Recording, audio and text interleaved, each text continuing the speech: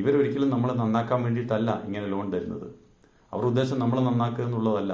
അവരുടെ ഉദ്ദേശം അവർക്ക് നമുക്ക് ലോൺ തന്നുകൊണ്ട് അവർക്ക് നന്നാകുക എന്നുള്ളതാണ്. എല്ലാവർക്കും നമസ്കാരം. ഈ തൊട്ടടുത്ത ദിവസം ഒരു വാർത്ത എല്ലാവരും ശ്രദ്ധപ്പെട്ടിട്ടുണ്ടാവും.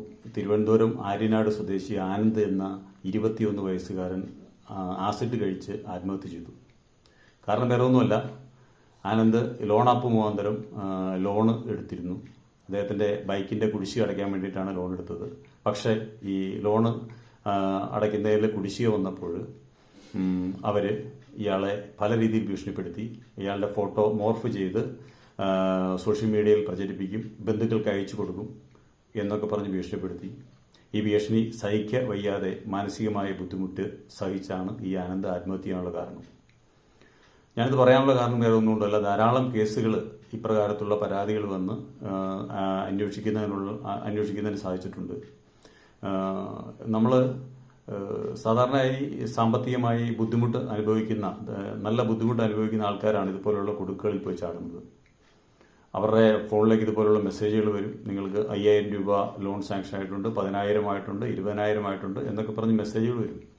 ഈ മെസ്സേജുകൾ വന്നു കഴിയുമ്പോൾ ഈ പാവങ്ങൾ നമ്മൾ ഉടനെ തന്നെ ഈ ആപ്ലിക്കേഷൻ ഡൗൺലോഡ് ചെയ്ത് അവരോട് ലോൺ ആവശ്യപ്പെടുമ്പോൾ അവർ ലോൺ തരും.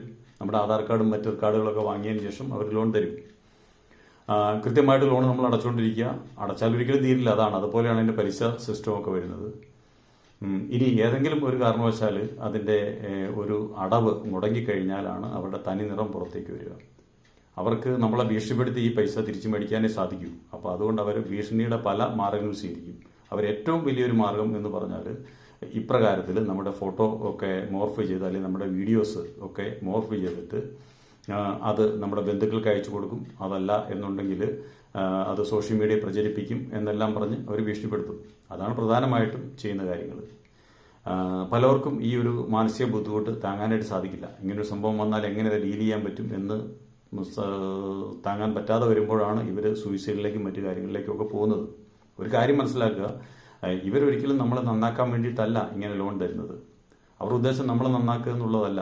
അവരുടെ ഉദ്ദേശം അവർക്ക് നമുക്ക് ലോൺ തന്നുകൊണ്ട് അവർക്ക് നന്നാകുക എന്നുള്ളതാണ്. അപ്പം നമ്മൾ ഇപ്രകാരത്തിലുള്ള കുടുക്കുകളിൽ പോയി പെടാതിരിക്കുക. ലോൺ ആവശ്യമായി വന്നാൽ ഓതറൈസേഷനുള്ള നല്ല ധനകാര്യ സ്ഥാപനങ്ങളിൽ നിന്ന് മാത്രം ലോണുകൾ എടുക്കുക. ഇപ്രകാരമുള്ള ഗവൺമെൻറ് ഒരിക്കലും അംഗീകരിക്കാത്ത, യാതൊരുവിധ അംഗീകാരവുമില്ലാത്ത വ്യാജ ആപ്പുകളിൽ പോയി ലോൺ എടുത്ത് നമ്മൾ മാനസികമായിട്ടും വളരെയധികം ബുദ്ധിമുട്ടിലേക്ക് പോകാതിരിക്കാനായിട്ട് എല്ലാവരും ശ്രദ്ധിക്കുക.